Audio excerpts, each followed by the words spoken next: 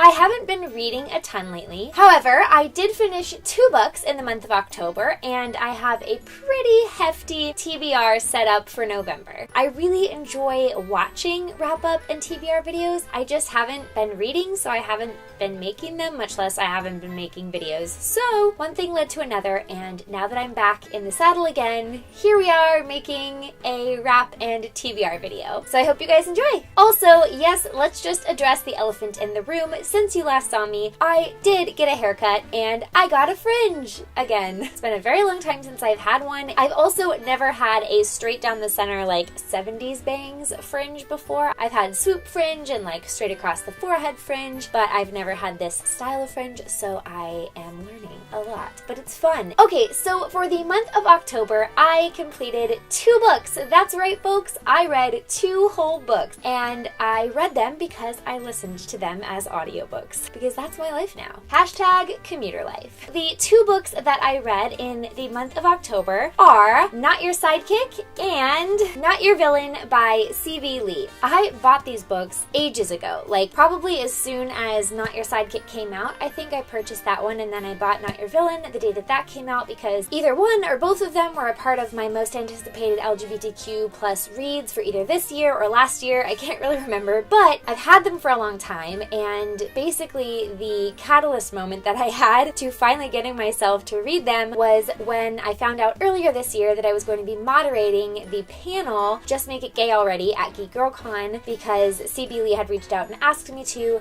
and it was her and then a bunch of other queer awesome authors, and I thought, oh gosh, well, I should probably read their books before I talk to them on stage in front of a bunch of people. And so I dove into these 2, and these were the only 2 I got to before the convention, but I definitely will be reading the rest of the amazing authors' books post-convention for sure. Long story short, I really enjoyed these books. They are really fun and fast-paced, but they deal with a lot of real issues that I think are an amazing perspective for young people questioning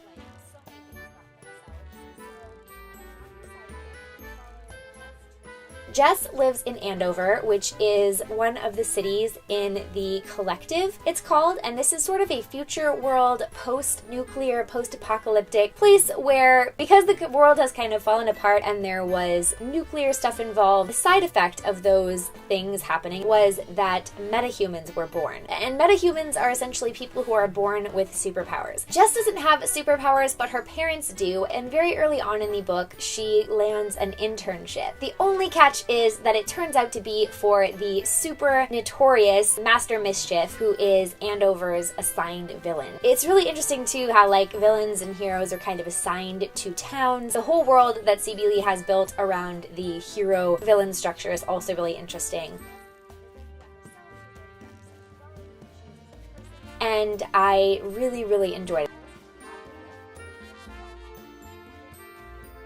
But I do know that in an interview I did with C.B. Lee at Geek Girl Con, which will probably be coming to my channel in the next few weeks or so, she informed me that she had some say in who the narrators were. She got to be involved in that process, even though the casting director was awesome and actually picked people she was thrilled with. But the woman who narrates Jess and narrates the book is actually an Asian American woman, and she's also queer, which is awesome. Talk about own voices. Not Your Villain picks up where Not Your Sidekick left off, and this book follows a different character, one of Jess's best friends. His name is Bells. Another awesome thing, I also listened to the audiobook version of this. This book is narrated by an African-American man, which is also just so great. Like, I love that they cast appropriate narrators. That is such a simple thing, but you'd be surprised how often it doesn't happen. Anyway, Bells Broussard has powers, and he knows this pretty early on, but nobody else does. Events in the story unfold so that Bells becomes positioned as sort of the country's most notorious supervillain. You'll see. I loved both of these books. They were really fun. They deal with all kinds of LGBTQ representation and minority representation. I don't want to give too much away because I really enjoyed the way that C.B. Lee wrote some of the characters' journey in self-discovery and had conversations just very frankly about things like pronouns and transgender identity and bisexuality sexuality. Jess has a book, Belt has a book. There are 2 other characters in these books, Emma and Abby, and they're both going to have books as well. So definitely stay tuned and watch my interview with CB Lee to hear a little bit more about that, because Emma's book is coming out next year, I believe, and I think she says something about that in the interview if I'm not mistaken. I got to meet CB Lee at Geek Girl Con, and she was so wonderful and kind and approachable and delightful, and I just loved getting to talk to her about her books, and it was an honor to moderate the panel. They're sort of written comic booky-esque, and I think that's why I thought they were graphic novels when I first saw them, but they're super fun, and I definitely highly recommend them, especially if you have a young person in your life who is questioning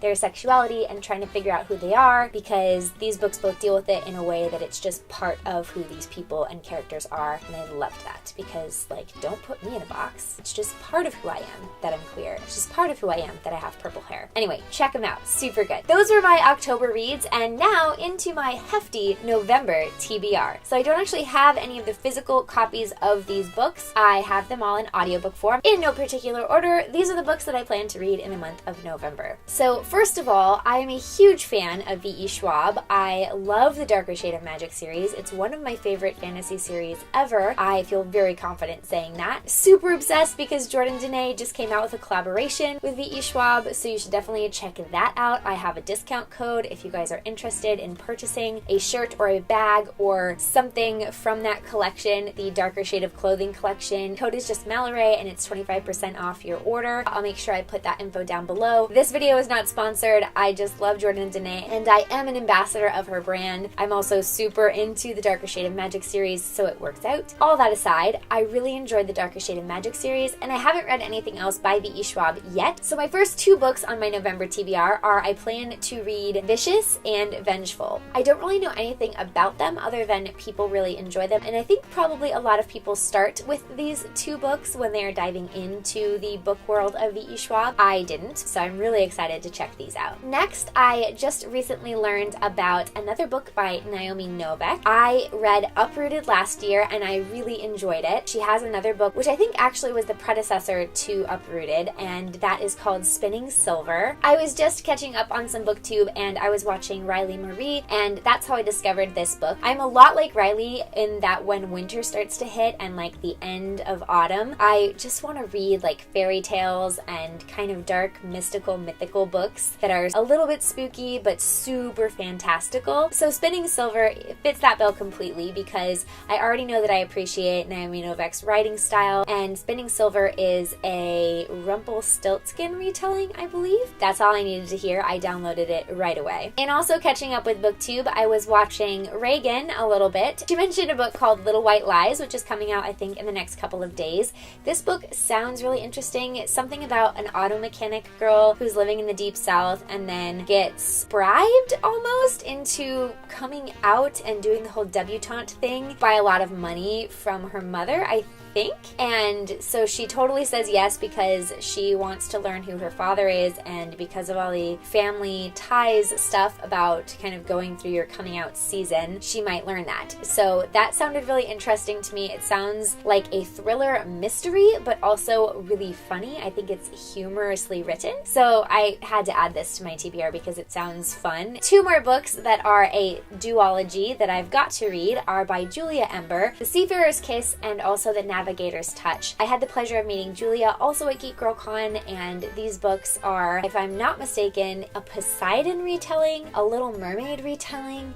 I think it's a Little Mermaid retelling, but like super historically accurate, if I remember what Julia was saying on the panel. These books don't come in audiobook format, so these will probably be my evening reads, but I'm very much looking forward to reading both of these books, and Julia was so delightful. It was such a delight meeting you, Julia, and getting to hear you speak at Geek Girl Con. The last book I do have purchased, but I'm not sure if I'm going to get to it in the month of November or not. I know that all the audiobooks that I have, and this is one of them, I can mathematically accomplish based on my commute alone, so that is awesome. But that would mean I couldn't listen to any music. I would only have to listen to audiobooks, and I'm not sure I'm too keen on that. And also, this one sounds like it might be a little bit dark, and I'm not sure if I can emotionally, mentally handle it. But it is a World War II book, which we all know is a historical fiction genre that has a special place in my heart for whatever reason. And it is called The Women in the Castle by Jessica Shattuck. This book is about 3 three women who promise to protect each other's families and children throughout the war and also after the war ends. And I'm not sure if it takes place during the war. I think it does. I can't remember, and I'm not going to look it up. I'm sorry. But I know that it is a World War II book. It is very touching and heart-wrenching from all the reviews that I've read, and I hadn't heard of it, so I purchased it on Audible to give it a go. I'm just not sure that I'll be in the mood for it. I really might need another fairy tale to kind of add to this month's TBR, and so that one might not make the cut. Alright, you guys, well, those are the books that I read in the month of October and the books that I plan to read in the month of November. I hope you enjoyed hearing me blabber on about some books I'm excited to read, and what are you looking forward to reading most? Do you have any fairy tale retellings or kind of ethereal, mythical, fantasy books that you really enjoyed? If so, leave a comment down below and let me know, because I really don't know if Women in the Castle is going to make the cut, and I might just pick from one of your recommendations. If you have something awesome that you loved, I'd love to hear about it. Thank you so much for watching. I will see you in another video very soon, and until then, stay sunny. Bye!